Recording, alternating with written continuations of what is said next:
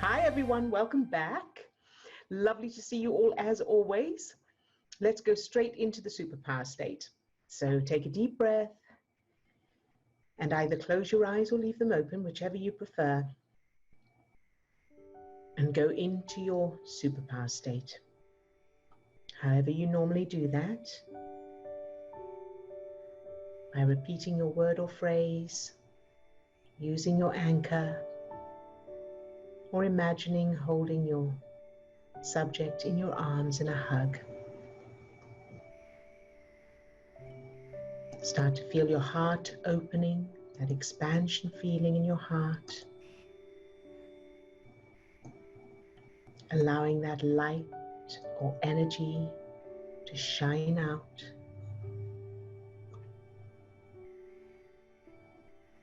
Very good. And now allow that light or energy to spread down to your toes, up to the top of your head, and out to your fingertips. So you're now full of that light, that energy, that love. Very good. And now allow that light or energy to fill each of the 50 trillion cells that make up your body. Love each cell just for existing.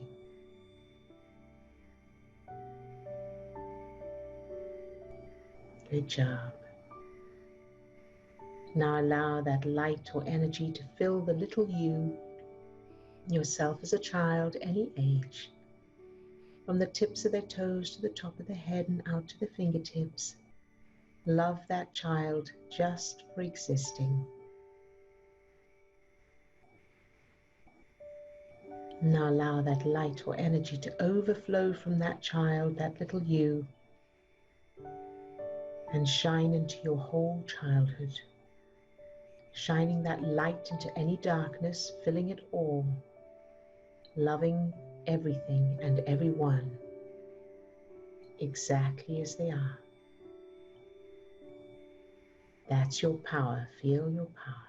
Very, very good. And now allow that light or energy to fill everyone who's on the call today, everyone who's on camera, everyone who's off camera, incognito. Fill all of them with that same light, that energy, loving each one just for existing.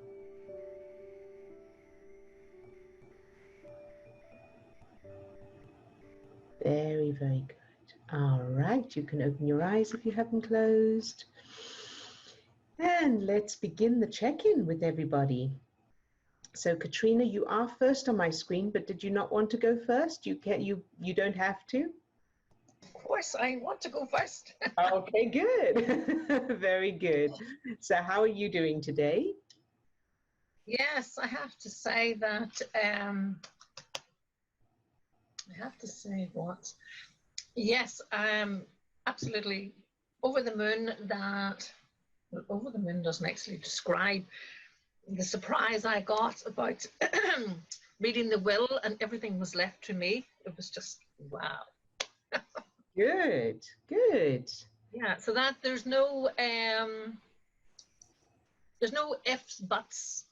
It was all left to me. So I remember yesterday I couldn't accept it. Yes, well done. I'm so proud of you and so excited for you. That's brilliant. Good job. Right, and then we move on to That's okay. the next part of me. Right, so the only way I can do this is read it out. So I said, surprise yourself, Katrina, with the following statement. So we're getting back to, remember we mentioned the money? Yes. And the money's not sorted, right? So anyway, I said, I have £10,000 still in my bank account. Mm-hmm. And how do you react to this? And the inner me was saying, don't be ridiculous. And I reacted and I felt sick because I could have had that, or that could have been the way. if I had not been so stupid with my money, right? There was one thing come up, and another one thing come up was feeling empty and jealous. So the jealousy thing came to Charmaine. When you think of someone who's trying to take what is yours, an English cousin came over to stay, and she would not give Charmaine back when the time was up. I got very possessive and actually whipped her on the leg, but she still wouldn't get off the pony, and I resented her big time. So how is that? How am I keeping money from me? All right. So yeah. All right. So let's go through it little bit by little bit. So what was the first part of that you had there on your piece of paper? But I am testing myself, saying that I had the money. I said to myself, oh yes, that's right. Yes. So the £10,000 in the bank account. So there's a couple of things there. First of all, whose voice is it that says you can't have that, or don't be ridiculous? Whose voice is saying don't be ridiculous? Yeah, the inner me, some stage of me in my life was, well, right. The old one, probably the one that the boiler scam event was the one that took it all. And who does that voice remind you of from your childhood? And if no one, that's okay. Who was saying what? Don't be ridiculous. Yeah, who would have that? Who would say don't be ridiculous? Who from your childhood would say that? If anyone. No. Okay, that's okay. We're just mother, but no. Okay. Yeah. All right. So the second part is, so you've got the £10,000 now. The second part of that is I could have had that, right? But I was so stupid with money. That was the second part, if I remember correctly. Okay. Yeah. So how does that feel? So if you were to identify how that feels, I could have had it, but I was stupid with the money.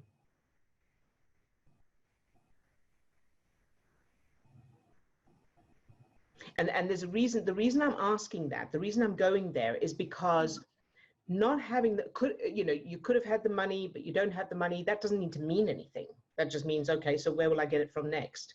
But the fact that it's a feature, the fact that it's coming up, like, instead of, so there's a lot of things that, let's say I could have had, £20,000 in my bank account, but I didn't do whatever I could have done.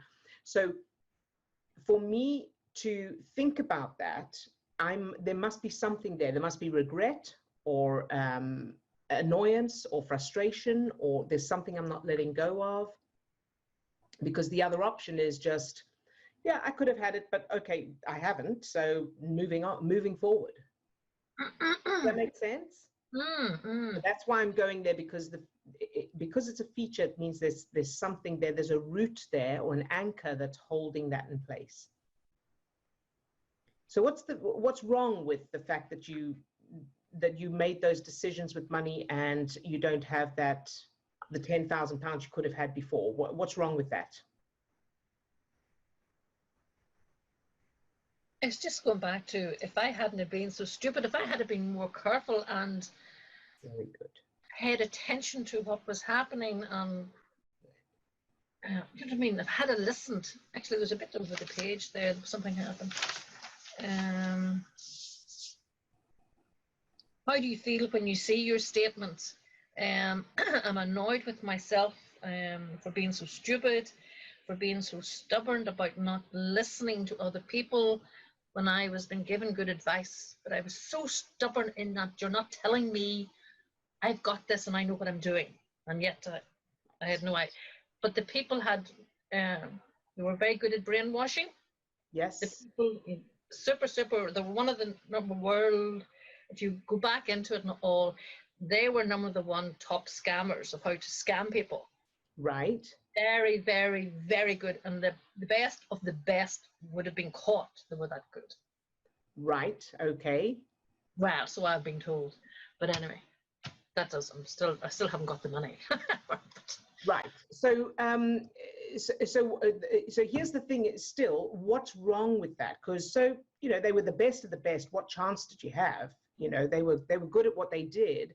So what's wrong with it? What's wrong with? So what's stopping you? I suppose what I want to find out is what's stopping you from just going, you know what, that happened, and let's move forward. What am I going to do now? What's keeping that in your experience for you? It must be this thing of being, you still want to be stupid and you still want to be stubborn.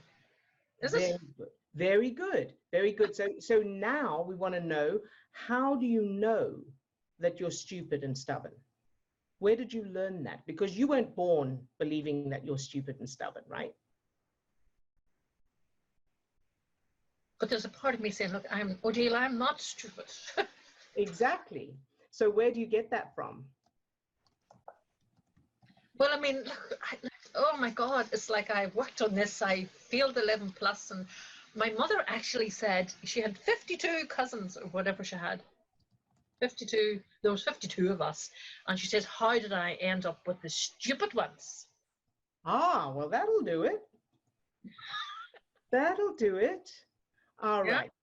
So let's look at that. So about how old were you when you experienced that, when you heard it, when you experienced it? It was just coming up to do the 11 plus, to get ready for to go to grammar school if you got your 11 plus. Yes. So I was near when you went there when you were 11. So it was her on the probably her frustration of not being able to help us when we asked her questions and we didn't know and whatever, she couldn't help us and we had nobody to ask, and then her frustration, she just rhymed this off. But I mean, all right, so now, so what we're aiming for is, of course, the opposite to all of that, right? So let's do a stepping stone. Let's aim for a stepping stone where you need the help, she's able to help, and you get top marks. You are in the top, in fact, you're the number one out of all the results for the 11 plus. All right, that's what you're aiming for, stepping stone. Right. Then from the stepping stone, we want the final memory is that you didn't need the help. So you automatically knew what to do because you're clever. Now, here's something very important that will help the conscious mind for everyone regarding this kind of thing. And it's something that I became aware of myself that helped me. When we're children and we are in school learning, a huge percentage of us are at a disadvantage because we are stressed in whatever way. Any kind of issues at home, any kind of issues at school, we've got stress chemicals in our system, which means the prefrontal cortex is not online and our brain is literally unable to absorb, process, and recall information. So any issues any of us had in school, I'm getting waves of goosebumps as I'm saying this. So any issues that any of us had in school were to do with, it's not because you're stupid. It's not because you didn't have the ability. It's because your brain wasn't online. So if you, if you try and drive a car, but you've got the handbrake on, it's not the fault of the car and it's not your fault. The handbrake is on. So the handbrake needs to be released before you can move forward. So it's not about being stupid. It's not about being, less than anybody else. It's about the fact that because of the stress chemicals in your system, that part of your brain wasn't getting blood. So it was literally not working. Does that make sense? Now here's sorry, I'll let you answer. Does it make sense? Yes, yeah. And so here's taking this to the next level. If you were able to achieve what you did without that part of your brain online, with whatever you were dealing with, can you imagine how clever you actually are? Can you imagine if you'd had your whole brain available, just how much you would have learned, comprehended, and been able to recall? How's that? How's that for a very, very different perspective on how clever we all are, right? Yeah, it's very powerful. Yeah. Yeah. So when you are rewriting those memories, those school memories, and this is for everybody, keep your subconscious is going to believe whatever you give it. So your subconscious is not the problem, but remind yourself consciously that if you had been raised differently, if you'd been treated differently, if you'd had different experiences, in other words, if you had felt safe and loved and you had everything you needed in all ways, in affection, material things, opportunities, connections with others, friendships, support, encouragement, all of that, if you'd had everything you needed from a baby, imagine how well you would have done. You would have been top of the class. You would have been popular. You would have been talented and amazing at everything you tried. Anything you wanted to do, you would have been brilliant at it, because you would have had your full brain and your body would have been in its optimum state. How's that? How's that for insight? Yeah, fantastic. So that's the thing, is to remind yourself of that, and then change those memories to be in alignment with that. So there is no, I wrote an article a while ago, there is no such thing as stupid. There's no such thing as stupid. It's programs, and it's whether you have the full access to your cognitive thinking or not. Mm. Okay. All right. So you know where you're going now with that? Yeah. Any questions or hesitations or doubts?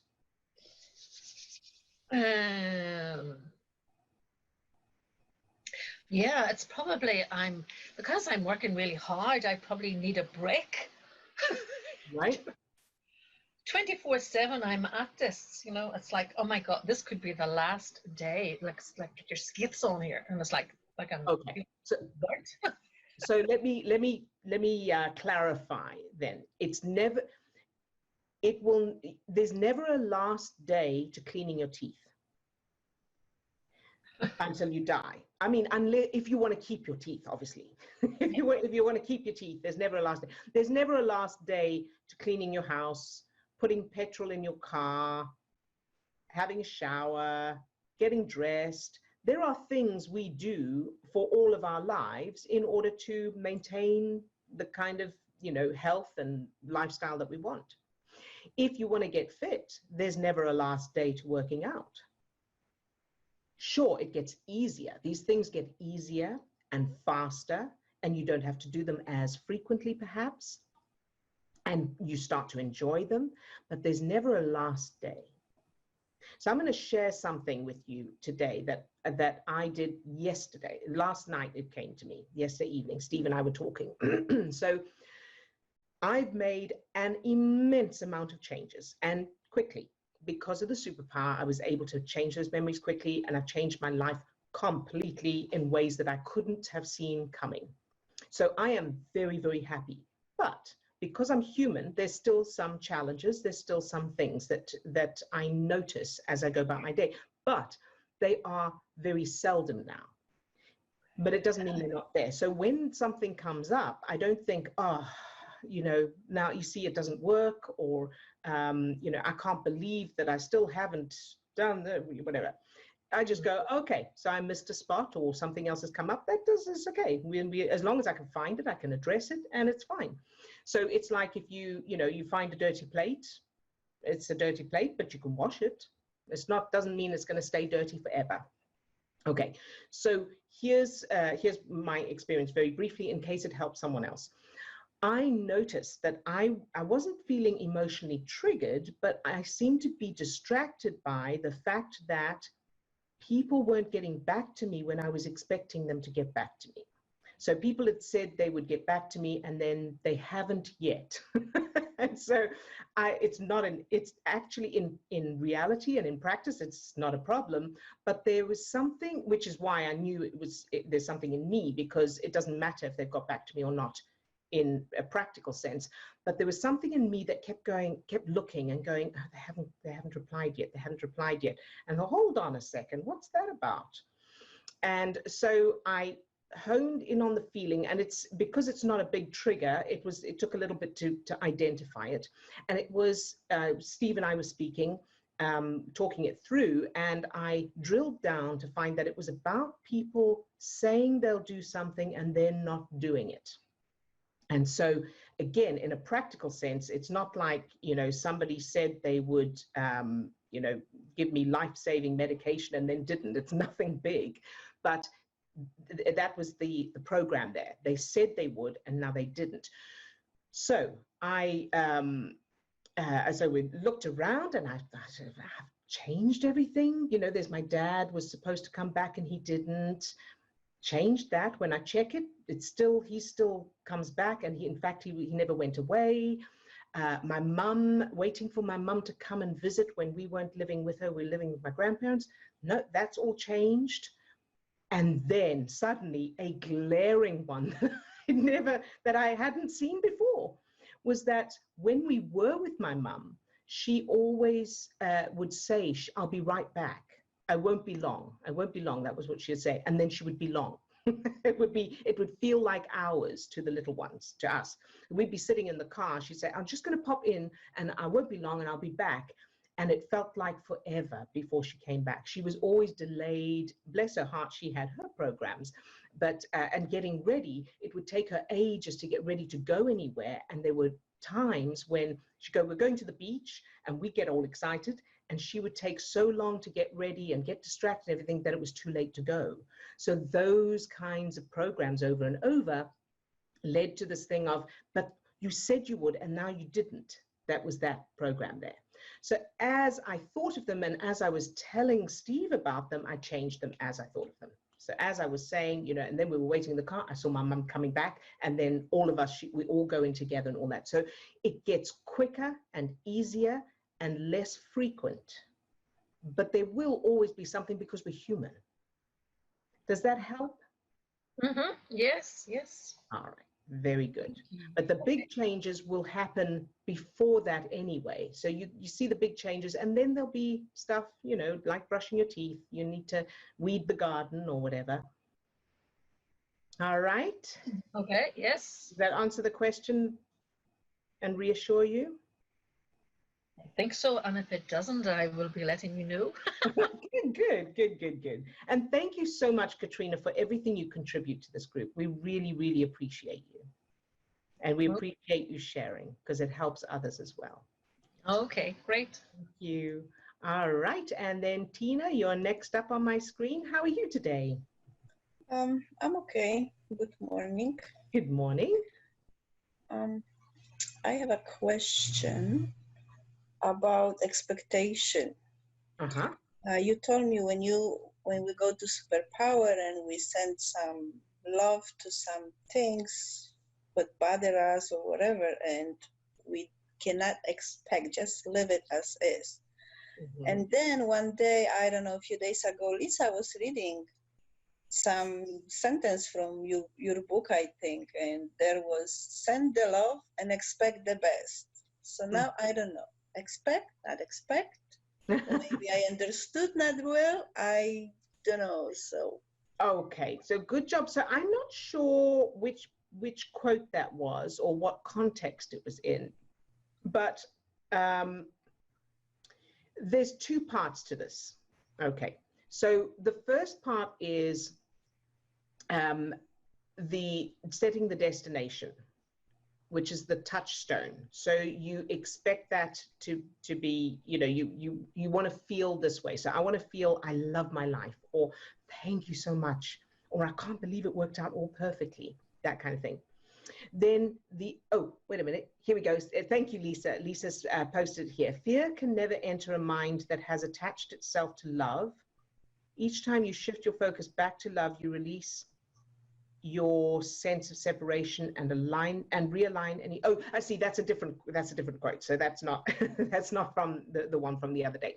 Okay. So there's a touchstone. Yes, I love my life. Just that moment where you've achieved it. That's one piece. That's setting the destination. Then you go to the unconditional power, and when you're in that superpower state, you love it all. You're shining the light into the darkness, whether it works out or not. So you think of that touchstone. I love my life. Love that. Think of the opposite. I never love my life. I never get what I want. Love that. Maintain your power. So those are two separate things. There's the destination, and then being in that superpower state is like the driving. And in order to stay on the road, you need to maintain that unconditional state. Does that help to explain it a bit?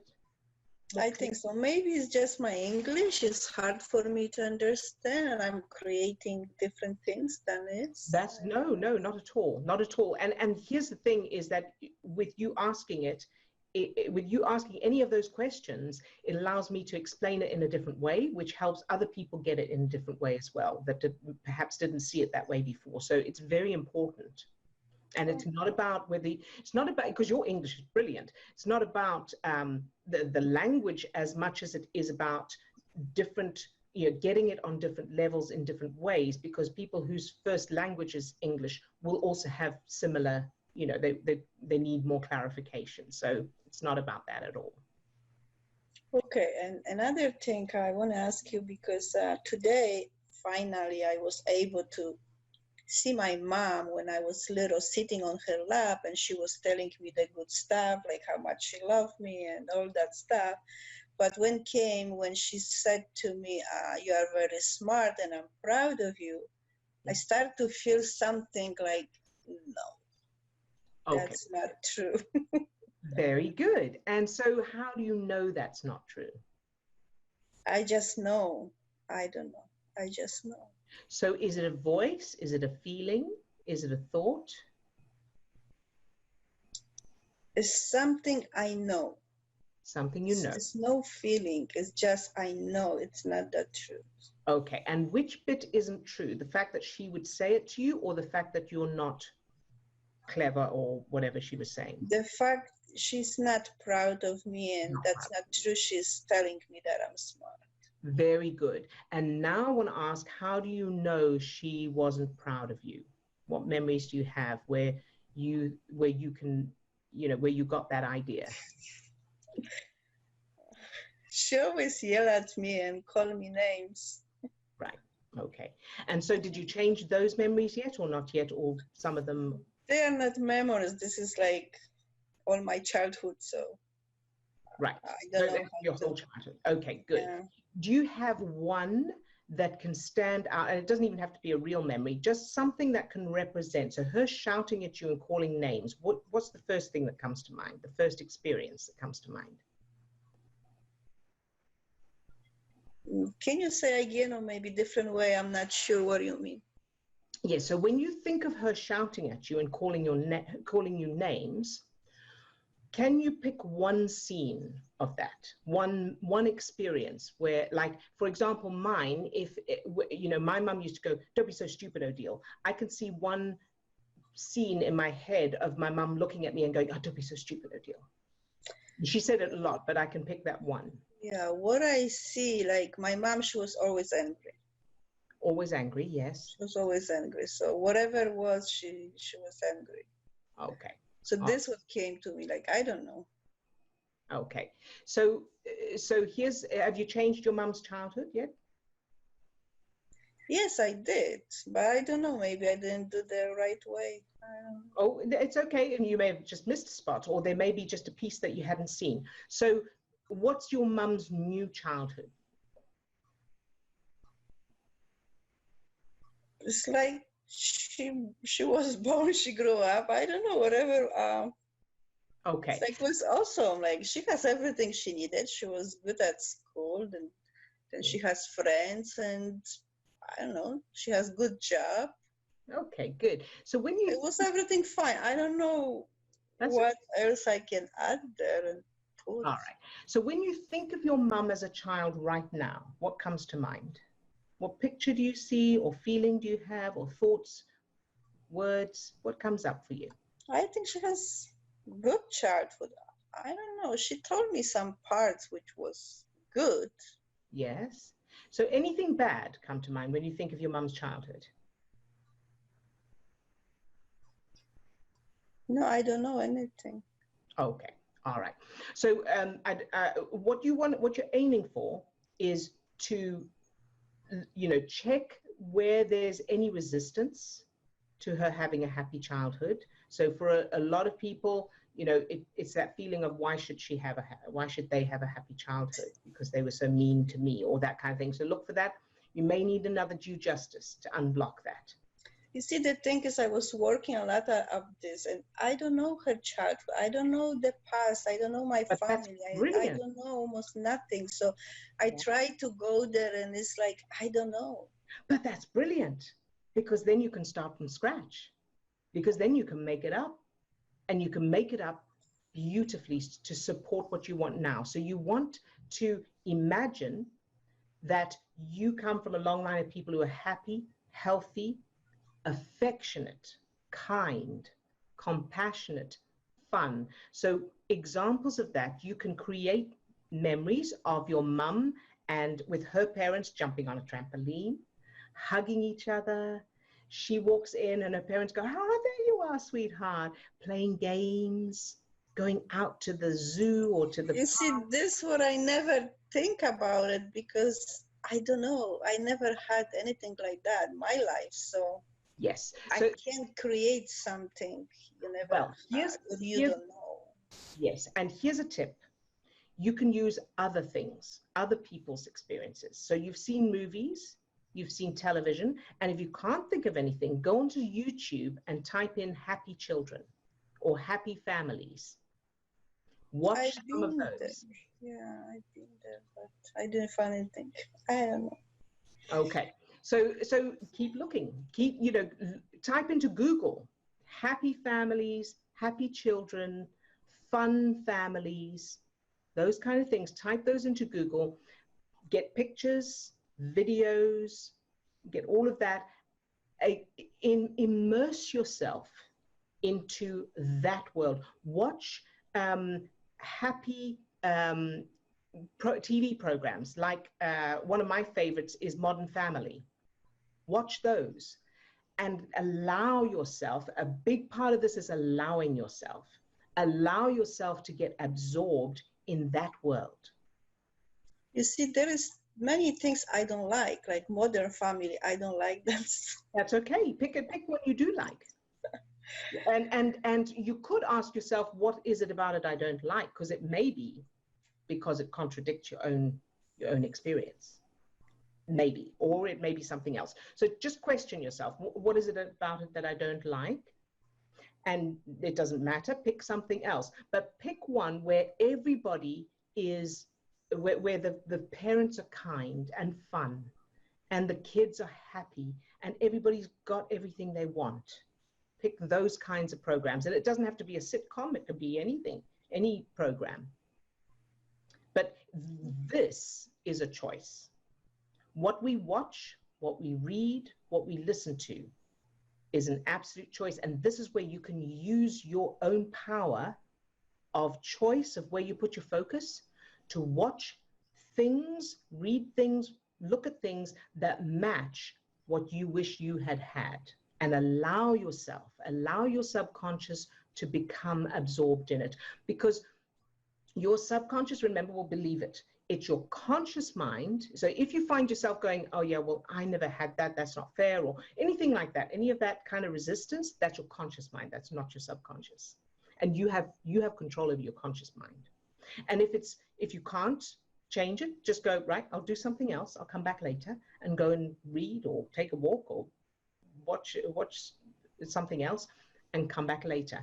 But make that your goal, because here's the thing, we have choice. And at the very least, The choice is either I override the resistance and I choose to put into Google, you know, happy families, happy children, and watch those videos and allow myself to be absorbed in it. So override the resistance, allow myself to appreciate and be absorbed in it. And that will change my life. Or I don't, and then I get to keep where I am now. It's only us that makes that decision. No one outside of us can make that decision. Yes, of course. Yeah. So, you know, don't be tough on yourself. Don't be hard on yourself. Just be gentle and do what you can, but have that as your goal, that you're going to watch, you're going to type in, even when you don't feel like it, go, I don't feel like it, but it's not costing me anything. I don't have to physically put in any physical effort. It doesn't take much to just type that in. I don't have to do it for a long time. Just do a little, and keep building that. Because there will be resistance because we're so used to focusing on the bad stuff. So know that there'll be resistance. And that's just like, you know, resistance to getting fit, resistance to eating healthily. It's, you know, it's resistance to changing any kind of habit. And then notice the resistance, go, that's okay, I'm going to do it anyway. Okay. Does that help a little bit? Yeah, thank you. Good. And that'll give you ideas, so you don't have to do it forever, but it'll start to give you ideas, and then you can start, because that's how I changed my childhood, because I didn't have any ideas of what it's like to not work as a child. I didn't have any ideas of what it's like to be in a family where there aren't arguments all the time, and that the parents are, you know, relaxed and, and fun and everything. Yeah, exactly. Right. But I watched those programs. That's how I did mine. So in my childhood, I grew up in another country, of course. Now my new childhood is a beautiful, big American house that I've never been in. It's not even from a TV program. It's just one I made up based on what I've seen on TV and in movies. And the family is enjoying themselves like I'd seen in the movies and the TV. I didn't have personal experience. So it can be done. All right? Okay, thank you. Good job. You're very welcome, sweetheart. Good job. All right, and Swasti. Hi, Swasti. How are you today? I'm good, thank you. Good. So I did the due justice letter to my grandpa yesterday. Good job. And about half an hour into it, it opened up something, and he just changed like that. Good. So he was working for the family, and he was bringing money in, and he understood everybody. I thought that was just such an unblocker. It was so good. Exactly. And thank you so much for sharing that, because a lot of people underestimate the power of the due justice. So thank you. That's a great example. I think it's because I was used to journal to help like the anxiety situation. So I didn't actually have any resistance to it. It's just basically writing in my journal, but a letter. So I did it, and it was great. Good. So thank you for that. You're very welcome, and well done. But also, when I went back to that memory, my grandpa changed, but there was something about my grandma. So I think I also need to do something about that. But hopefully that should also open up what it was. Exactly. Perfect. I'll do that today. Great. But I had a question. So with changing childhood memories and practicing the superpower, I've been feeling a lot of doubt in myself and about the progress I'm making. Because the memories seem to be getting harder to change, but I think it's because I'm going into the childhood ones rather than the surface ones. But I'm not sure why everything seems harder now than it did before. Yes. Okay. So give me an example, if you can, of something that's hard to change. How you know it's hard to change. How do I know the memories are hard to change? Yes.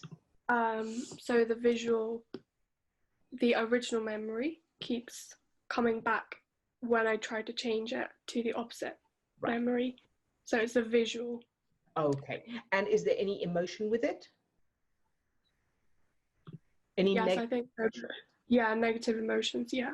Okay, good. So when that happens, do the process of going to the superpower, back and forth again until, so let's say there's a memory of my bike is stolen or I'm being bullied. Okay, so, and I notice that keeps coming back up, even though I'm trying to create the memories of being popular. So then I'll go, okay, and I'll go into the superpower state. And then I press pause on that and I go back to the bully memory and I notice, okay, so how strong are the emotions there? Are there any emotions? And if so, how strong? Just very briefly, pause on that, back to the superpower. Keep doing that until you go to the bully, the negative memory, and I can't feel any negative emotions. And then change the visual. Okay, yeah. Because I think when I initially started I think I need to watch a video again on this. Because when I did that, they were so easy to change, yes. Even though it would take me around 5 minutes to get into it, but then I could change them. Now, I think I'm not taking the time to dim down the emotions. So, yeah, definitely do that now. Yeah. Good job. So yes, just and you, I think that's how you found us on YouTube. There is a video that's step-by-step change, and it'll take you through that process. Very good. And Steve, actually, if we can put the link to that video in the description of this one as well for anybody watching the recording who needs it. And I also had this it's quite a sensitive thing, but this almost assault memory of being assaulted by two people. Mm-hmm. And well, I don't know how to go about changing that, but when I change other memories or try to change them, the figures of the two people keep coming back. So my mother will turn into this person or something. Okay, very good. So how old were you when that happened? 6 to 8 years old. It happened twice. Years old. Perfect. Okay, so what you do, same process, get into your superpower state, go to that memory of when you were 6 years old with the two people. Keep doing that until you go to that 6-year-old memory with those two people and there's no actual emotions there. There's no negative emotions. And then change whatever happened to a game, a hobby, an activity that is fun. So you're having a water fight, or you're jumping on a trampoline, or you're swimming, or playing a sport, something like that. And make sure that those two people have changed as well. In other words, they're the opposite. You're all having fun together. All right. Okay. Now, if you find you can't change them, then you may need to change their childhoods, because bearing in mind, if they'd had different childhoods, they would have been different. Yeah. Okay. Yeah, because we were used to go to their houses. They were family friends. Right. Quite often. Right. But then they moved away. But this memory was quite haunting. Yes, and that memory is sticking around because your subconscious still thinks there's danger.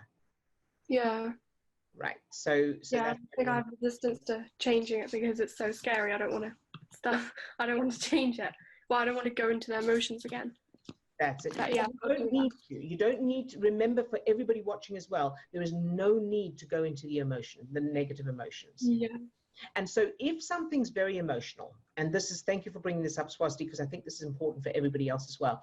If the negative emotions are strong, don't go to the memory at all. So get into the superpower state and then just think, if I thought about that memory, how would it feel? And notice if there's anything there, any negative emotion, come back into the superpower state. Keep doing that little by little, and only go to that memory when you know that the emotions are not overwhelming. Does that help? I'll throw in another little tip about this. Two things, actually. So this is for everybody watching this. Whenever you're dealing with something really traumatic, and abuse, potential abuse or actually being abused can be a very traumatic thing for people.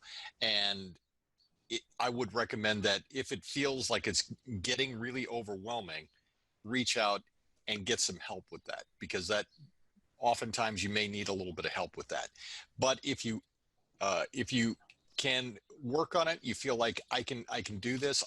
Imagine giving it some space. So in other words, if the memory is here, it feels like you know, and it's going to be different for everybody. It could be a knowing, it could be a visual, whatever. If it's right here in your face kind of thing, imagine putting it far away, put it across the street. Imagine that giving some distance. So what Odille said, you know, it's like just imagine that you're going to think about it. If you're somebody who's visual, just imagine pushing that memory farther away. So that's one little tip that you can use to do that. But I would recommend that if you are overwhelmed by emotion, get some help with that. And we'll be happy to help you through that. Definitely. Thank you, Steve. All right, Swasti. Can I just quickly add a target as well? Absolutely. Please. It's about like the children, well, around the world who are not getting that education right now because their schools have been closed. Very Can good. we just target their families and the children, please? Good job. Yes, Swasti. Thank you for sharing that. Steve, you got that? Fantastic. Thank you. And thank you so much, Swasti, for sharing. You really are a lovely, shiny example. And I know that so many people watching this will benefit from your experiences and from your questions. So thank you. And I'm so proud of you. Good job. All right. And then Chris. Hi, Chris. Hi everyone. How are you thank you today? again. Oh, first of all, can we send unconditional love, or can we target my hands? I came running in from outside because I didn't want to be late, and I haven't washed my hands. Okay. That really suddenly becomes a big thing. So, okay, a little bit of a target, that would be great. Yes. Oh, great, lots of good things. I'm halfway through listening to Genevieve. I bought it last night on Audible. Oh, good. Becoming Genevieve. So that's something else, isn't it? Yeah, that's wonderful. Thank you. But what I'm getting caught up in just after listening to Katrina's stories, because so many of Katrina's stories echo my own. Perhaps we had similar. I feel like we've had similar childhood experiences. Because I was always called stupid and stubborn. Those are the two words that came to me. The stupid one I accept, the stubborn one I didn't, because I always felt I wasn't clever enough to be stubborn. So anyway, I have done a lot of work there, but it was the drama of something in one of the stories, or of what she was saying. So my upbringing was it was all filled with drama. Right. And a few days later, there was a big accident, motor vehicle accident. But the two members of my family involved in that accident walked away unscathed. So that's wonderful. However, me as the mother and grandmother, I just went into the drama. Yes. I felt myself doing it, and I explained to Steve. But I had my feet in two camps. Yes. One foot was there being dramatic, and the other saying, "It's okay. I don't have, really good news. This is wonderful." So, nevertheless, it's still going around in my head a lot. So I'm revisiting the drama stories, and I thought I'd done some work. So the drama stories would be things like, when my grandfather died and the letter arrived. I think even you worked with this. You just turned it into a lovely letter from Italy saying he was coming. So that's clear. I remember that. But and drama when Mummy and Daddy arguing, which wasn't just an argument, but it just took over the whole home. So that was big. But that's, we've done the yelling, and it doesn't feel like that. So what's there now when you think of your parents, those times with your parents? What are you hearing? The arguing. I'm hearing it. I can hear it. So I clearly haven't. All right, good. So now what you want to aim at, and of course doing the back and forth with the superpower to bring the emotions down if there are any, and then the end result you're aiming for is that instead of yelling, they're singing or laughing.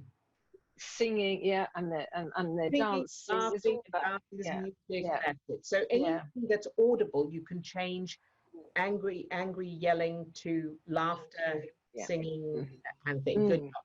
And then I just want to go back to the accident thing and the drama thing. So first of all, I think it's important to realize and acknowledge that being drawn into focusing on the drama of it is natural. That's a natural human response because we're designed that way. So when you heard about the accident, or however you got that information, your body pumped those stress chemicals big time, the same as if you were faced with a wild animal, right? So that's why the impact is so strong, and that's why your brain can't stop going to it, because it still thinks that you're in danger. And I've had that, where somebody we know died unexpectedly in a very upsetting way, and I could not stop thinking about it. All the details that I didn't know the details, but I was making them up. I was exploring what must have happened and how he must have felt. Yeah. Oh my goodness. Yes. That was before I learned all that I know now. So the answer is what can help is starting by surrounding you with your color, your favorite color, and filling yourself with your superpower, and then sending that color and that love, that light, that energy to the entire situation, whatever happened, the accident, everybody involved, the whole thing, and that part of you that keeps wanting to, focus on it, love that as well. And every time you think of it, just keep doing that. Keep going back. I love it. I love it all. All right. The more you try and wrestle with it and try and not doing that, the more you're engaging it, of course, and keeping it. Yeah. I was sending love to everything except the part of me which was struggling. Yeah. That's perfect. There you go. Yeah, lovely. Oh, yes, that's it.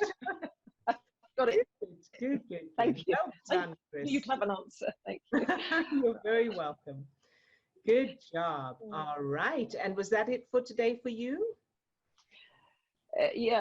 Just like Katrina, I don't know how many years, but I had 10 years of good counselling, and I went into counselling with the image of being left in the garden in a pram as a baby, and Katrina spoke about her being left in, I think, a room somewhere, but it was what you did in the 50s. The parents were told, put the baby in the garden, in the room, in the cot, in the pram, leave them there, and da da da. So that was what I took into counselling, and 10 years of counselling didn't quite sort it out. But just to reassure, one day I was doing some flipping, activity a year or so ago, and then wherever it came from, this may help Katrina, because again, Disney was a big character in the Disney films, and suddenly I was in that pram, but suddenly I had all those little birds that Disney creates. And like in the story of Cinderella and Snow White, they make her dress. Yes. And they were all coming around me from the trees. They were singing to me and entertaining me. So now, in fact, that almost becomes my ESC place. The being in the pram, it's flipped so well. That's a beautiful idea, and thank you for sharing that. So that's a good one. Now I want to add to it. I want to level that up a little. So keep that, and now add your parents. So your parents are with you as well. You're not in the pram, you're sitting on one of their laps. And the birds and the creatures and all of that are still there. All right? So you want that connection with your parents. That's very, very important. Okay. Yes, that's a good point. Yeah. That's good job. Very good, Chris. Thank you for sharing, and well done. Good job. All right. And Lisa doesn't have audio today, so that's everyone on camera, but we love to see your face, Lisa. And let's see, Swasti says, this is so true. Oh, this is referring to the school, the learning the school thing that I mentioned earlier. This is so true. I've experienced this so many times, but thought I wasn't smart enough and good enough. Thank you, Odille, for this. Yes, so that's wonderful. I'm glad that's helpful. And hoping it will be fixed for next session, Lisa. Love the fabulous quotes. That's lovely. So that's a message for Lisa. Lisa's quote for today: fear can never enter a mind that has attached itself to love. Each time you shift your focus back to love, you release your sense of separation and realign. Any moment we can choose love. My quote for today: yay, love you all. Thank you, Lisa, for that. And that's a very good one. It's a great reminder. Good job. And then there's some other comments. Modern family, good. Okay, this is Carrie. I tend to bounce between having trouble attaining and maintaining my superpower. It feels like I let myself down because I was getting pretty good at managing to do both. Is this normal? What should I do when either of these pop up? So good question, Carrie, and thank you for sharing that. So one of the places I would look, so the basic answer is love the part of you that is not able to do it. Love the part, and if you can't feel the love, decide you love the part of you. Set that intention. Love the part of you that can't do it and the fact that you can't do it and anything around there. But in addition to that, I would also look at the idea of letting yourself down. So the words, I let myself down, that's an indication of a program. So I would ask, how do you know you let yourself down? How did you learn about anybody letting anybody down? So it could be somebody saying to you, you let yourself down, or somebody saying, you know, I let myself down. Don't let me down. You know, there must be some kind of reference in your childhood about being let down or letting people down or letting yourself down. Go there, change those, because that's a separate program, I would say. And that could be one of the reasons that are one of the causes of you not being able to get into the superpower, maintain it, so that you can feel that feeling of being let down or letting yourself down. That could be part of it. So when you change that, you may find it easier. So loving it anyway, loving the part of you that can't feel it, loving not the fact that you can't feel it, and changing any references about being let down or letting someone or yourself down. So I hope that helps. And someone says, it's funny, I couldn't watch programs with happy couples, but since I changed the childhood memories of my parents, I enjoy them. Thank you so much for sharing that, because that is very, very powerful. So if there's anything you find now, and I know I used to find just affection, just people being affectionate in any way, I used to find it cringy.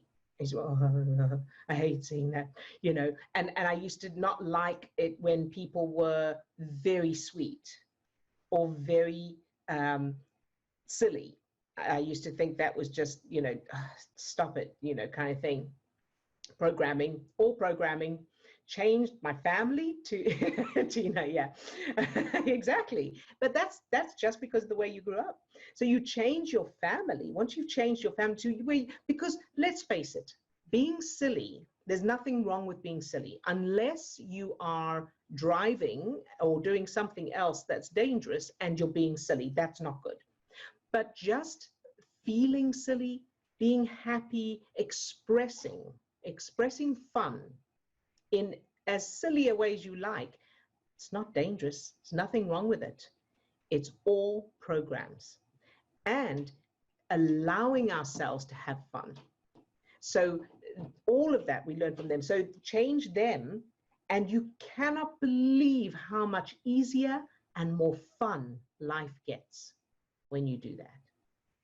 When you have the freedom to do as you please. You want to be silly, and you're not worried about what someone's going to think, and I shouldn't be, and you know, who do I think I am, or any of that, right? And I'm speaking very much from experience with all of that. All right. So hopefully that helps. And thank you for mentioning that, because that is true. As you change your family, you become more comfortable with witnessing other people having fun, being abundant, being affectionate, being loving, being kind, being silly, being whatever. All right. And that in turn completely changes what you create and allow for yourself. It means you don't have to be silly, but you aren't being held back from doing what you want to do, from enjoying life. All right, so could we please target my ability to attain and maintain my superpower? Very good. So Steve, if you could put that down for Carrie, thank you. Katrina says, please target the 11-year-old experience of feeling stupid when compared to my cousins. You got that, Steve? Thank you. Oh, you've said you've got it. Okay, great. And that's, oh my, we're running over time, but hopefully there's lots of good value here, good content here for everybody. So let's take a deep breath and go straight into the superpower. And Steve, if you could set, oh, you quick on the ball today. Thank you. Thank you very much. All right, so into your superpower state, however you do that, using a word or phrase, or using your anchor, or by imagining hugging your subject, focusing on how much you love that subject. Very, very good. And now allow that light, that energy to start shining from your heart. Feel your heart opening and expanding. Good. Feel that expansion feeling as that light or energy shines out from your heart. And now allow that light or energy to spread down to your toes, up to the top of your head and out to your fingertips, so you're full of that beautiful light, that energy, that power. And now allow that light or energy to fill each of the 50 trillion cells that make up your body. Love each cell just for existing. Good job. And now fill your subject with that same light or energy. Love them just for existing. And now imagine they don't want to be with you, they're rejecting you in some way, or they're miserable, whatever that is, and keep them filled with that light, that energy. Love them anyway, exactly as they are. Very, very good. And now let's go to Swasti. Fill Swasti with that same light, that energy, from the tips of her toes to the top of her head and out to her fingertips. Love Swasti just for existing. Very good. And now allow that light or energy to overflow from Swasti and fill all the children and families in the world that have had their education halted, that aren't able to get the education that they need during this time. Allow this light or energy to fill all of them, no matter what, whether they get the education or they don't. Love it all anyway, exactly as it is, shining that light into any darkness. Very, very, very good. Good job. And now to Chris.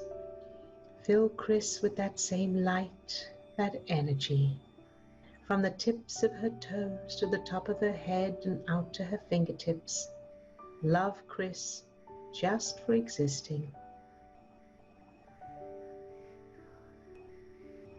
And allow that light or energy to fill Chris's hands, whether they're dirty or not, whether they're washed or not. Love them all anyway, exactly as they are, shining that light. And now allow that light or energy to overflow from Chris and fill all the drama. All the drama now, all the drama in the past, any drama that may come up in the future.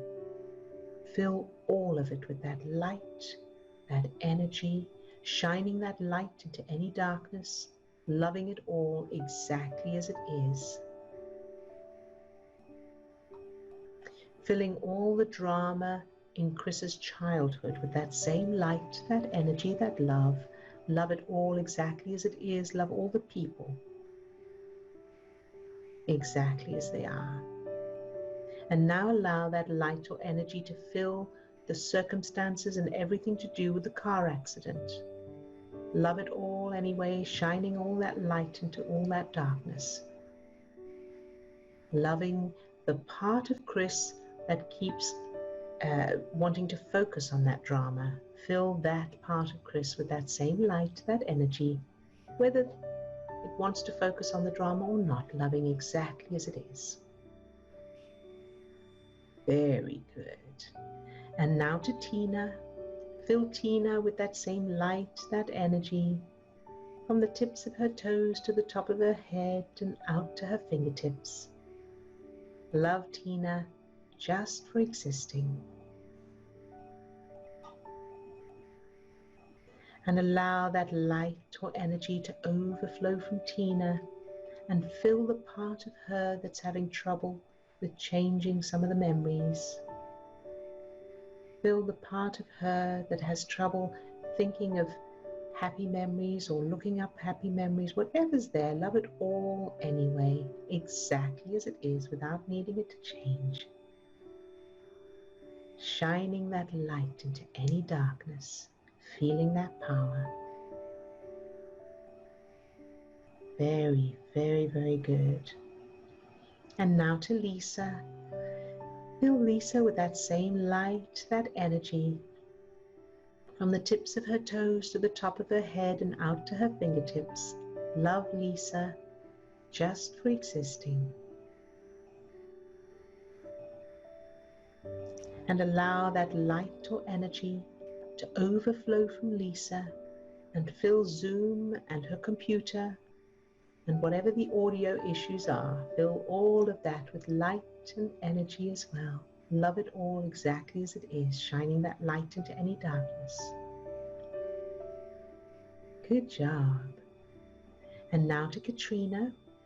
Fill Katrina with that same light, that energy, from the tips of her toes to the top of her head and out to her fingertips.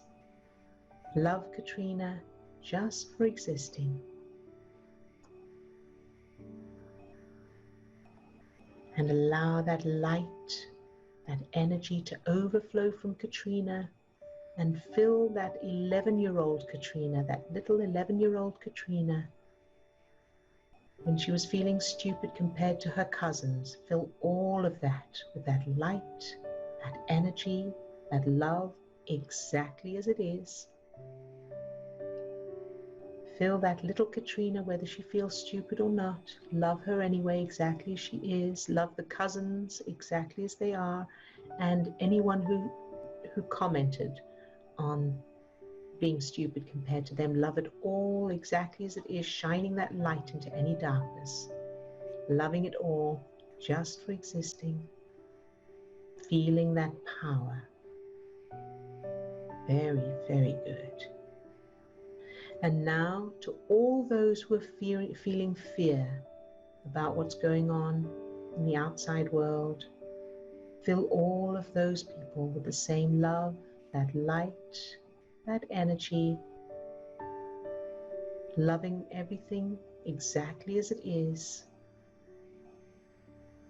loving the fear, loving the people, loving the circumstances, shining that light into all that darkness, no matter what. And now to everyone who's on the call, who's not on camera, love all of them. Fill them with that light, that energy, exactly as they are. Love them just for existing. And now to Tahmina. Fill Tahmina with that same light, that energy, from the tips of her toes to the top of her head and out to her fingertips. Love Tahmina exactly as she is, no matter what, just for existing. And allow that light, that energy to overflow from Tahmina and fill any challenges in her life. all the challenges, all the people. Fill it all with that light, that energy, that love, shining that light and that power into any darkness. Loving it all exactly as it is. And now to Carrie.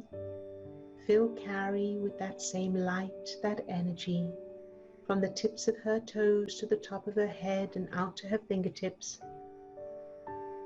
Love Carrie just for existing. And allow that light, that energy to overflow from Carrie and fill whether she can attain and maintain her superpower feeling or not. Love it all anyway. Love the part of her that can't do it. Love the part of her that feels like she's letting herself down. Fill all of that with that light, that energy. Love it all anyway. Shining that light into any darkness. And now filling everyone who's watching the recording with that same light, that energy from the tips of their toes to the top of their head and out to their fingertips. Love them just for existing.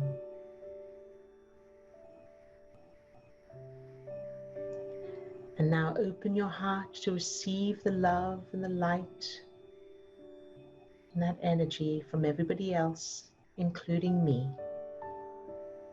Filling you with that light, that energy, no matter what. Loving you exactly as you are.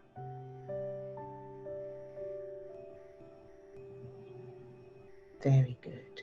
And think of yourself later today and over the weekend and fill that version of you with that same light, that energy. Love that version of you exactly as you are without any expectations. And no matter what you feel, no matter what you'll be feeling or experiencing or doing, love it all anyway exactly as it is. This is your power.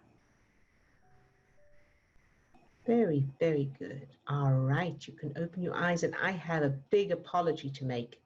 Tahmina, I am so sorry. You and anybody else who booked for this week, I forgot to set up the emails, the reminder emails with the link, and that was entirely my fault, and I'm really sorry. It was only when I got your email that I realized it. So I'm going to, anybody who has to get off the call, of course, please do, but I'm going to unmute Tahmina now and check if I can, what questions you have that I can answer now for you. And sorry, before we do, just to remind you all, we will be doing it again next week. I will set up the new booking link and put it on the resources page, and I will set up the reminder emails this time. I will remember now because I'm so sorry about that, Tahmina. Okay, so Tahmina, any questions that I can answer for you? Oh my God, I had a stressful 2 weeks since going back to work. Oh my God. Right, so basically, I've noticed a huge contrast during lockdown. Lots of peace, love, balance, no anxiety, especially since joining the online group. As soon as I get back to work, and I must admit, when I did get the phone call to go back to work, it was like anxiety. Oh no, I've got to go back. Right. Mixed feelings. So I thought, you know what, I've got to go back to work because that's just the way it goes. So I did. I was happy, it was okay. And then person who's been like bullying me for quite a few years, right, she wasn't there. And one of my colleagues triggered me by saying, oh, she's coming back. Oh, you know, you're going to have sleepless nights and things like that. I got triggered. I was really unhappy. And since then, anxiety is coming in, and I've noticed that all I can think about is I just need to get out there. I don't care what it takes. I need to get out there. Okay. And the memories, I did find out why she bullied me. It's pretty shallow, but it was distressing me. I felt heartbroken. Okay. Yeah. Okay. So all I've been thinking about since last week is I just want to get out of there, yes. no matter what. Okay. All right. So first of all, well done for coming here today, despite the fact that I had put a big block in your way by not sending the link. So well done. You made it anyway. That says something. All right. So here's the thing. First question is what practical steps are you able to take to get yourself out of that situation? What are your options from where you are right now as things stand? And then we'll do the rest. It depends on what you mean by the options. I just so let's say you left the job. Yeah. What would you do then? What are your options for leaving the job, or what's keeping you at the job? A fear of money, believing that I won't get the job that I want. Okay, all right. So if you could wave a magic wand, what would you do? Like all things being equal, what would you do? I trained in accounts, in finance, part qualified. Yeah. And if there was such a thing as a magic wand, I would love to be in that field. I would love to be in a job where I could be a financial analyst. I'd love to be a financial analyst. That sounds wonderful. Okay, so let's look at that for a moment. What if you were to become a financial an analyst? So where you are, from where you are now, what would you need to? What steps would need to happen in order to get you to there? Okay, so basically, I have been in the middle of doing some online courses. Okay. One for like interview techniques, another one on the steps to be a financial analyst. Okay. But what I found over the past 2 weeks of being at work is that I'm so stressed. I've got a lot of anxiety. And I find that when I get home, I'm absolutely whacked out, and it takes me about 3-4 hours to recover. Yes. And then I'm in the zone, like, yeah, I'd love to go back online and do the course. But then it's time to go to bed, and I've got to go back to work. So it's like I seem to be spending more time trying to reduce my stress chemicals. Yes. Yes. Okay. So if you didn't have stress at work, you would presumably, when you get home, you would do the course that would qualify you to get to the job you want. And then you would leave the job you're in and become a financial analyst. That's kind of that's the big picture, right? Yeah. Okay. Yeah, good. I'd be in the flow. I'd have more energy. I just get on and do the things that need to be done. And I'd have challenges like, trying to get away from work for an interview. Right. I'm being honest here. We're going to go on YouTube. Right. But I'm sure there's millions of people out there in the same situation. Yes. So that will come. So don't worry about the details of that, because that'll work that's the details, one way or another. Yeah. Okay. So because one of the options, especially during this time, is online interviews through Zoom. I'm sure that people are doing those because you can't be, trotting around this time. So I'm sure there's plenty of options for that. Now, so that we put that aside. So let's look at the stress. So that the aim is to bring that stress down so that you don't have stress at work. So you're just at that job in order to get yourself to the point where you're able to do what you want to do, right? Okay. So let's look at the stress. So tell me what is it that stresses you in this job? So give me a specific, so when this happens, I feel stressed. I get stressed when I'm being watched. You're being watched. Whether I'm doing my job or not. Right. Okay. So I'll take one at a time, if that's okay, so that I don't lose track. So you get stressed when you're being watched, whether you're doing your job or not. Yeah. Right. So let's go there. So you're doing your job, or you're not doing whatever you're doing, and you're being watched. What's wrong with being watched? It makes me distressed, very upset that I'm doing the job to the best ability that I can. Okay. So, what more do they want? How much more can I give? There you go. Okay. So that feeling of I'm doing the best I can, what more do they want?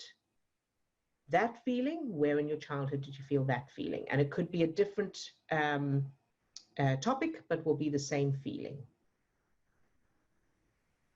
I'm doing the best I can. What more do they want? Oh gosh. What comes straight to my mind is that I remember my father, he kept asking me to do better, to do better. There you go. And I remember one day I said, why do you make me do better? It makes me feel like I'm not doing enough, or it's never going to be enough. Yes. And he said, because I think that if you keep doing better, then it was a form of control. I can't remember the exact words, but it really upset me. It was like as if he was trying to push me so that if I believe that I need to do better, then I'll be, I don't know, I can't remember. It's such a long time ago.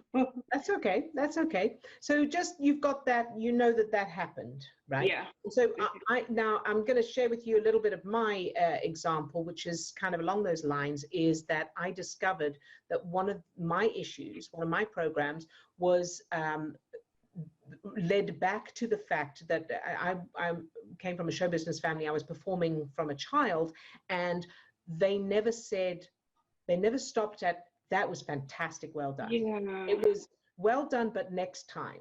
Well done, Yeah, but that's it. Right. Yeah, so, that's exactly it. There you go. So I thought that, but it sounded familiar to me. All right. Like, can I do any more or enough? When am I going to get the praise? There you go. Oh. And so that is very key. And in my case, it was, I consciously understood why they did it.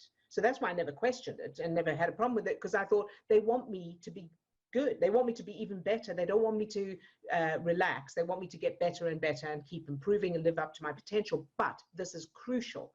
My subconscious did not know that. The subconscious cannot reason. So the subconscious just went, I'll never be good enough. There is no point in even trying. That was how my subconscious. So even when your conscious mind understands why, the subconscious does not understand, and that is what is so crucial here. And I'm saying this more for others than because that may not be your. Okay, so let's look at that. That's what you want to change. All right, that's where you start. You start with your dad was always proud of you. Your dad. So create new memories. So change any old memories if you need to the opposite. That's where I get stuck, the new memories. Okay, so I'm going to give you the new memories now. All right, so create new memories of your dad saying to you, sweetheart, you are the light of my life. You cannot do anything wrong. Everything you do, you make me proud. And you don't even need to do anything to be proud, for me to be proud of you. I love you so much exactly as you are, and you are beautiful, you are talented, you are, and then create moments of you doing things like you're coming home from school or whatever. Now I would create a stepping stone for this, where you come home from school and you haven't got 100%, you've got whatever, 70%, 60%, whatever you like on your report or your exam. And your dad goes, oh, I am so proud of you, sweetheart. Wow, well done. Okay, or it's a drawing or it's a whatever. Yeah. So that it's something that's not the top, but he is proud of you anyway. And he's impressed. Okay, so that's very important stepping stone. Practice that, run that 3 times in a row.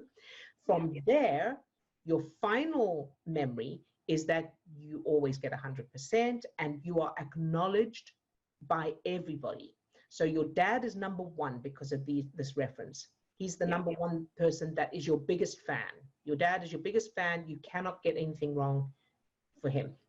And then in addition to that, your mum, your teachers, your schoolmates, everybody is acknowledging you. And then create what I did this, you may want to do it as well, create an extra memory of you standing in front of the school with this massive cup or prize or trophy or whatever. And the teachers going, we're so proud of her. Look at Tahmina. And the kids all going, yay, Tahmina, fantastic.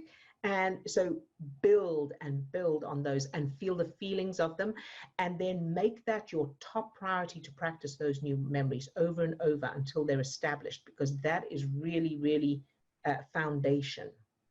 Okay, so that's what you want to do now. Now, in the meantime, to cope with the daily experiences.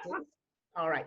So the first part of coping with what's going on for you at work is reminding yourself, whoever this person is that's watching you, it's not about them watching you. They are representing your dad right now.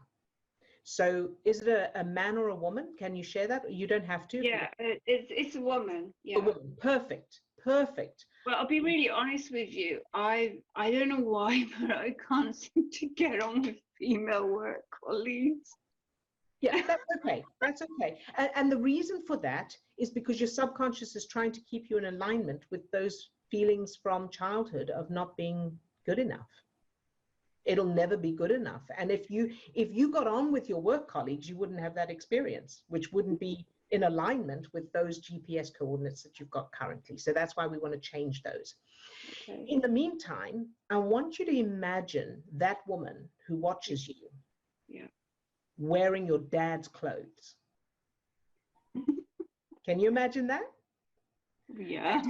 What did your dad look like? Did he have a moustache or anything? Oh my God, he looked like James Garner. Right. So I want you to imagine that woman looking like James Garner. Apparently James Garner was told to wear little girl's clothes when he was young. Perfect. Well, one way or another, you could do either way. All right. And every time you think about her, before you go back to work now, every time you think about her watching you, I want you to imagine her in that outfit. Okay. All right. Or whatever. Put her in an outfit because she represents your dad. It's not her. It doesn't matter. She doesn't matter. Right?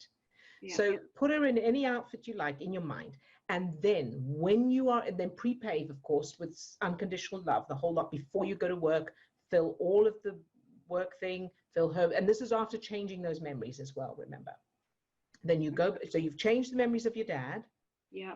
You've created the new memories of you cannot get anything wrong. Everything you do is not just good enough, but everybody is amazed and admires you, appreciates you, respects you. You are more than good enough, because the truth is you are. It's just a case of changing those subconscious references to match that. Okay. Yeah. And so, and maybe spend some time with the little you yourself. Give that little you a hug. Tell her she's perfect exactly. She'll always be more than good enough. Okay. Yeah. So spend some time with that little you, because it's the little you that's responding. Then prepave by sending that unconditional love to your work, everybody in it, including James Garner woman. Okay. Fill her as well. Right.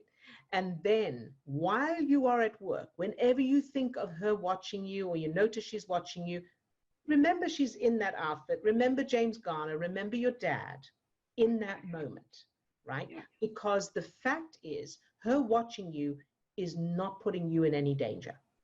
The reality is you're not in physical danger. She's just watching. And if they're interesting to watch, yeah, great. Charge her. You know, that'll be 10 pounds, thank you. Right? Would you like some popcorn? You know, just have that in your head, because she cannot do anything to you by watching you.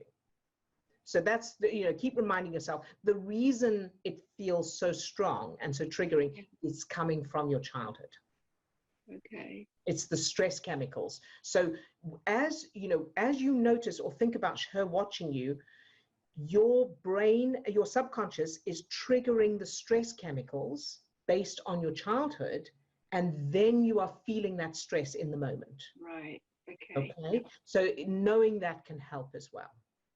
And then the exciting bit is as you do this more and more, and you keep practicing those new memories, keep being in the superpower state as much as you can, and keep seeing James Garner in that woman, and finding that funny. As you do that, you're bringing down the stress chemicals, which will allow you to, when you get home, get excited about the course, do the course. You'll have your prefrontal cortex online, so you'll be able to achieve what you want to achieve, and you will end up in the job you really want. Okay. How does that sound? It sounds loads better. Last night I did check out one of your YouTube videos. It's to do with what to do when you hate your job, or when you want to leave a relationship. And I did realize in the past few days that if I don't change my childhood memories of what is my subconscious mind connecting with the current situation, I do totally accept that if I do go into my next job, I'm going to attract different people. They'll look different, but it will be the same experiences. Exactly. That is exactly spot on. And if it's not in your job, it'll be in a relationship or in a friendship, or even physical ailments. So you will, your subconscious, because you're not doing it consciously, your subconscious will recreate it in some way. So number one, well done for recognizing that. And secondly, thank you for sharing that, because people who watch this, it'll help them as well, because there's plenty of people who are in situations they don't want to be in. And it's not just job, if you're in a relationship, of course, if you are in danger, in physical danger, or it is affecting your health, do what you have to do to get out of that situation, get yourself into a safe situation. But in addition to that, change those programs so that you don't recreate it. Yes, or reattract. And also, there's another YouTube video you have, and it's to do with changing the childhood memories. But you've got about 3 or 4, and I didn't know which one to watch to sort of work out how to change the childhood memories. Okay, so Steve's going to put, because somebody else brought this up earlier, so Steve will put the link to that particular one in the description of this video. Okay. So it's called, I can't remember what it's called, but it's step by step. So he'll put the link to it in this one, the best one to use for literally following along and changing the memories. Okay, thank you so much. You're very welcome, Tahmina, and I'm so sorry I didn't send that out, but I'm so glad. I thought I only joined today, and because I'm at work, I can't really join the group at England time at 4 o'clock. So I thought, oh no, maybe I'm too late, because it said that the sale had ended. Yes, and as it happens, we ran over today, which was, worked out perfectly, because it meant that we were still here when you arrived. So I'm so glad that you did come. Good job. And so I shared it on Facebook. I quickly messaged you on Facebook as well. Well, can I join today? And I've got Facebook closed now when I open this, so that because I keep getting the sound effects of notifications and I get a lot of notifications, a lot of messages and things from Facebook. So it was making a noise during this. So I now close Facebook while I'm doing this. So that's why. Okay. All right. Thank you, Tahmina. And thank you I'm so glad you did come today. And I hope that's helpful for you. Of course, watch this recording again to read, if you need refreshing. I will, yeah. All just a couple of things. I didn't know if you caught the chat, but there were some comments there about people also resonating with Tahmina's story too. So good. Yes, so, I see. I'll read this out. Yep. Very helpful, as I had the stress program in my last job of time crunches and always feeling too much of me in a short time. I realized Mom always wanted me to hurry up and get things done. and little patience. That resonates with me too. I went to stress in my body around time-sensitive tasks and always wanting to do a good job. Thank you for this share. Have a great Friday, everyone. Thank you, sweetheart. You too, and well done for that connection. Very good. And there's some goodbyes of people who had to leave, and good luck to Tahmina. I'm sure it's going to be fine. Thanks so much, Steve. Great session. Have a great weekend, all of you. Thank you, you too. And can you also share the link to the video to change situations you don't want to be in? So, Steve, if you could put that one, you could put that one up as well, please. I'll send you the link for that one. Great. All right. Well done, everybody. Lovely to see you all as always. Keep practicing, keep using the techniques, and keep re-watching these recordings. Yeah. So whenever you get, you're not sure, or you're feeling doubtful, or you're going through a difficult time, just go to that resources page and pick one of the videos, because it will help to re-watch, and you'll get stuff on different levels. So thank you all. Thank you, Tahmina, for being so, for sharing your experience as well, because I know it will help others. Yeah, that's definitely true. Yes. Good. All right, everybody. Lots of love to all of you. See you again on Monday. Bye-bye now.